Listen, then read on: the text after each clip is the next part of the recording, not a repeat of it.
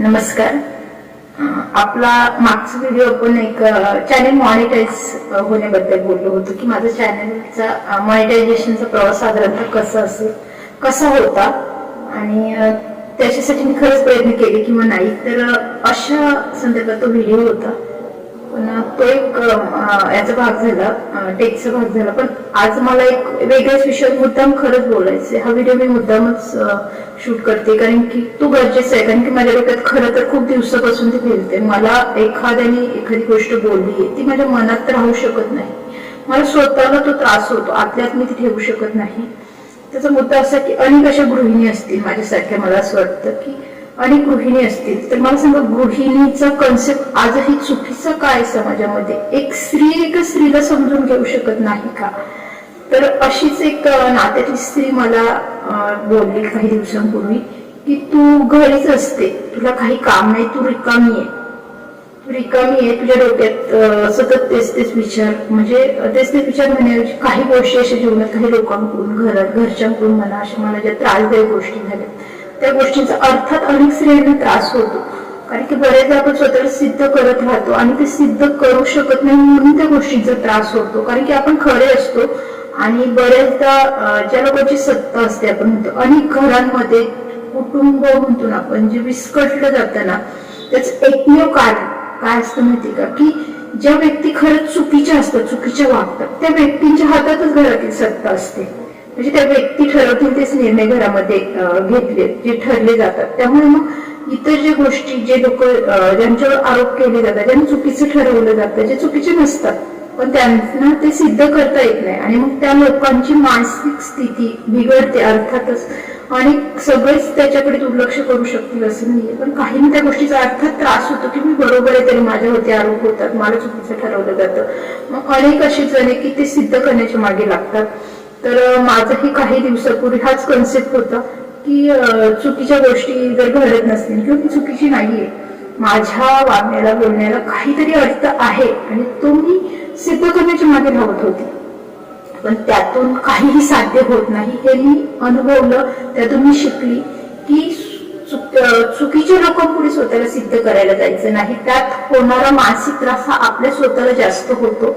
त्यामुळे मी आता एक मान्य केलंय की मला कोणाला सिद्ध नाही करायचं, मला स्वतःला सिद्ध करायचं. मला माहित आहे मी कशी आहे, ती मी योग्य की अयोग्य हे ठरवणारा मी देवावर विश्वास ठेवला. तो आहे, तो ठरवेल मी योग्य की अयोग्य, मला शिक्षा द्यायची की नाही हे तो ठरवेल.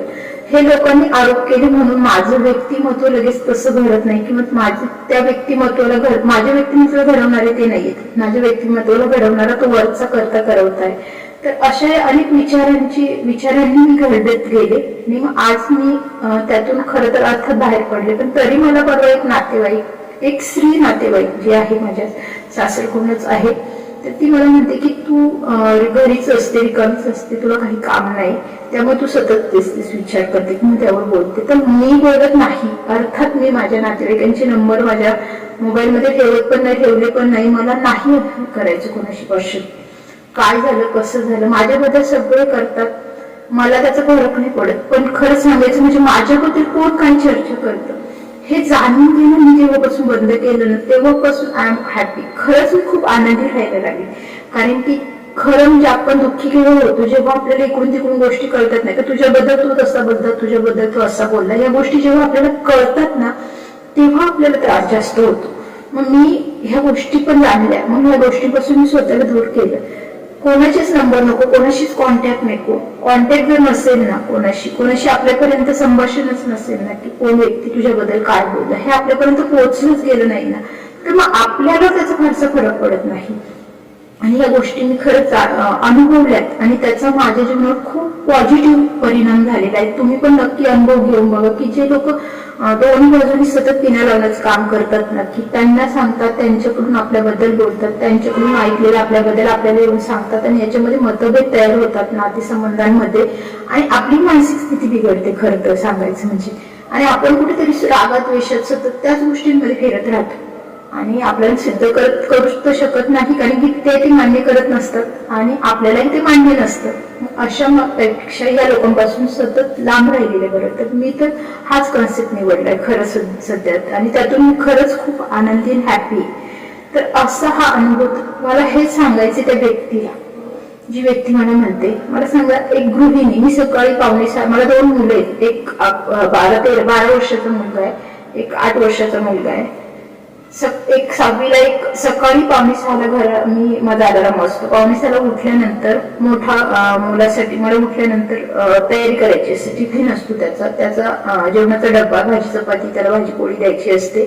त्यानंतर त्याचा ब्रेकफास्ट, शॉर्ट ब्रेकसाठी त्यांना लवकर जातो, तो सकाळी 7-6 वाजता घरातून जातो, त्यामुळे शक्यतो घरात त्याचं फारसं खाणं होत नाही, दूध वगैरे पिऊन जातो. पण ते मग घरामध्ये त्याचे 2 डबे, टिफिन, मला नाश्त्याचा आणि जेवणाचा दोन्ही डबे त्याची रेडी करायचे असतात 7 पर्यंत.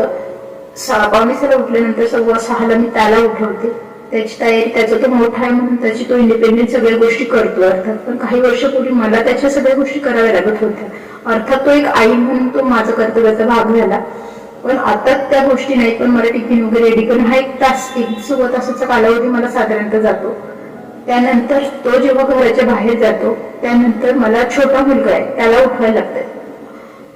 7:15 तो, म्हणजे 7 ते 7:15 ह्याच्यात तो जातो, तर मला इमिडिएटली त्याला लगेच उठवायला लागतं. छोट्याला उठवल्यानंतर अर्थात तो हळूहळू गोष्टी शिकतोय. आंघोळ वगैरे तो स्वतःची करतो, ब्रश वगैरे करणं वगैरे. पण काही गोष्टी अशा आहेत की युनिफॉर्म वगैरे परफेक्टली वेअर करणं वगैरे, ह्या गोष्टी अजून मला लक्ष द्यावं लागतं. मग त्याच्याही गोष्टी, त्याच्यासाठी पण मी चपात्या करून नाही ठेवत, त्याच्यासाठी वेगळ्या, याच्यासाठी म्हणजे मग वेळ जातो तर त्याच्या वेळ चपात्या बनवायला लागतात, त्याचा डबा रेडी करायला लागतो, ते डबे भरायला लागतात, नाश्त्याचा डबा भरायला लागतो, त्याची स्कूल बॅग रेडी करायची असते, त्याची बुक्स त्याला अजून फारशी लक्षात येत नाही, त्यामुळे ते बुक्स त्याला घेऊन त्याच्या मदतीने ते बुक्स, त्याची बॅग भरायची. म्हणजे अशा छोट्या छोट्या गोष्टी मला सांगत बसायच्या नाही. त्याचं कारण म्हणजे की काम नाही हे मला दाखवून द्यायचे, की स्त्रियांना काम नाही असं म्हणणारी एक स्त्री असं कसं म्हणू शकते की स्त्रीला काम नाही. तर मी तो जो माझा सकाळचा वेळ जातो ना, साधारणतः 5:45 उठल्यानंतर 7:15 पर्यंत माझा दुसरा मुलगा रेडी 7:15 होतो. 7:15 त्याला बस स्टॉपला, तो छोटा आहे त्यामुळे त्याला सोडायला जावं लागतं. बस स्टॉपला सोडून 8:30 पर्यंत त्याची बस येते. 8:30 नंतर मी घरात येते. साधारणतः 8:30 पावणे 9च्या आसपास घरात मला येणं होतं.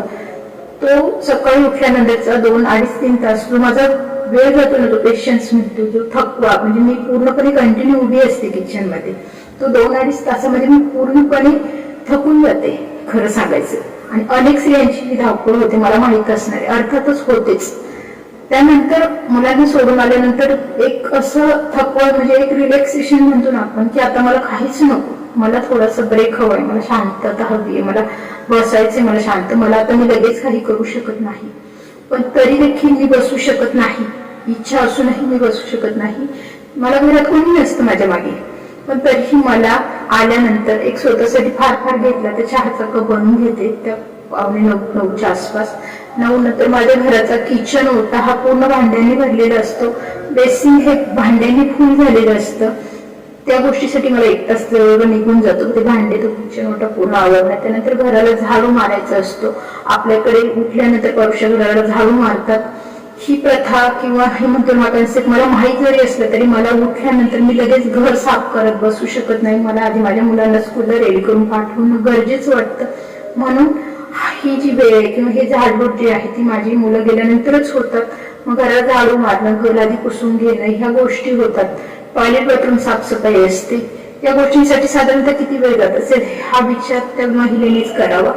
त्यानंतर कपडे असतात, मुलांचे कपडे ठेवायचे असतात, अनेक छोटी मोठी कामं असतात, साफसफाई असते, छोट्या मोठ्या गोष्टी असतात. ह्या सगळ्या गोष्टी करत करत मला स्वतःला नाश्त्यालाही वेळ नसतो खरं तर. त्यातून वेळ काढून स्वतःच्या पोटाला काहीतरी खायचं असतं आणि ते झाल्यानंतर ह्या सगळ्या गोष्टी केल्यानंतर 1 वाजतं. 1 वाजल्यानंतर स्वतःसाठी काहीतरी हवं आहे ना वेळ. कारण की मला माहिती आहे आता मी सकाळी 6 उठल्यापासून मी कंटिन्यू उभी आहे. माझ्यामध्ये जी एनर्जी होती ती आता खूप मी वाया घालवली आहे. मला ती एनर्जी स्वतःच्या मानसिकतेसाठी, स्वतःच्या मनशांतीसाठी किंवा स्वतःसाठी असा मला वेळ हवा आहे आणि तो मी ठरवून दिलाय. तो वेळ मी 1 वाजल्यानंतर माझ्या स्वतःसाठी देते. मग तो वेळ मी माझ्या स्वइच्छेचा असतो. मग माझी इच्छा, मला जर फोन पाहत बसायचं तर मी फोन पाहत बसते. मला जर कोणाशी फोनवरती बोलायचं असेल तर मी माझ्या प्रियजनाशी, जो कोणी असेल मला इच्छा असेल बोलायची त्या व्यक्तीशी मी बोलते. किंवा मग मला टीव्ही पाहायचं असेल तर मी टीव्ही पाहते.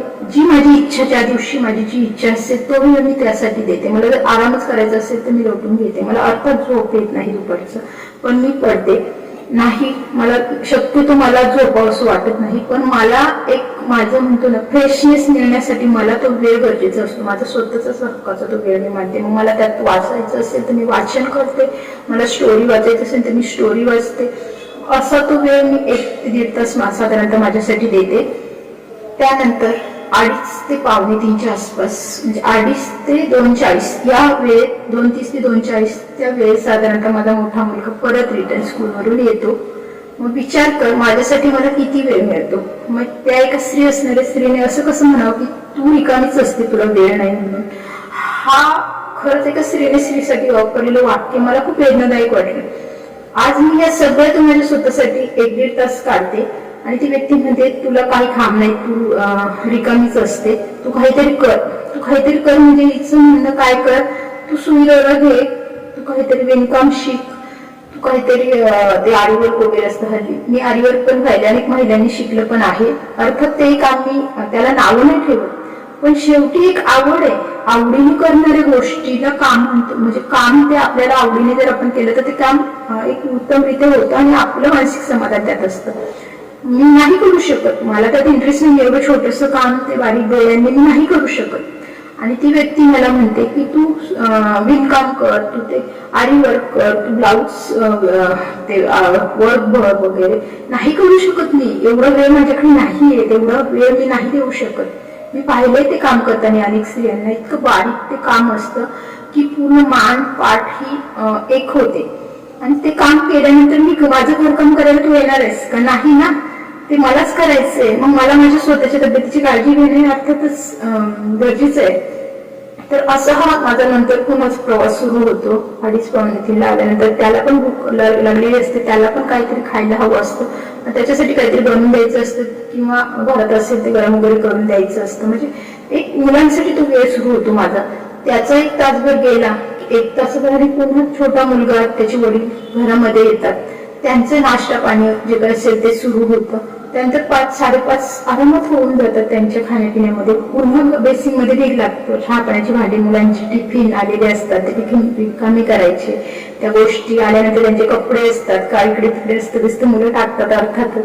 ते घर पुन्हा आवरणं असतं, ते भांडे असतात, त्याच गोष्टी पुन्हा करायच्या असतात. पुन्हा संध्याकाळची स्वयंपाकाची तयारी करायची असते, भाजी निवडणं असतं, अनेक कामं असतात. एका स्त्रीसाठी कामं सांगावी लागतात, हीच लाजिरवाणी गोष्ट आहे.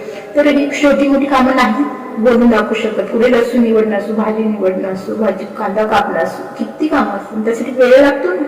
तुला काम नाही, तुला भरपूर वेळ असं म्हणणं चुकीचं आहे. तर अशा गोष्टी वेळ निघून जातो. संध्याकाळचं 5:30 झाले की पुन्हा स्वयंपाकाची तयारी, स्वयंपाक वगैरे 1-1.5 तास साधारणतः जातो. 7-7:30 त्याच्यामध्ये होतात. मुलं ग्राउंडला वगैरे जातात, खेळायला जातात किंवा घरात असतात वगैरे बघून. त्यानंतर पुन्हा ग्राउंडवरून आले की त्यांना जेवायला हवं असतं. पुन्हा त्यांच्या स्कूलमध्ये काय झालं त्या गोष्टी जाणून घ्यायच्या असतात. त्यांचा होमवर्क काय असतो, अभ्यास काय असतो, तो अभ्यास त्यांच्याकडून करून घ्यायचा असतो. वेळ नाही, काम नाही असं कसं म्हणू शकते ही स्त्री? तर असे हे नातेवाईक असतात जे आपल्याला फक्त खचवण्याचं काम करतात. तर खरं तर मला त्या व्यक्तीचं, त्या स्त्रीचं हे बोलणं पटलं नाही.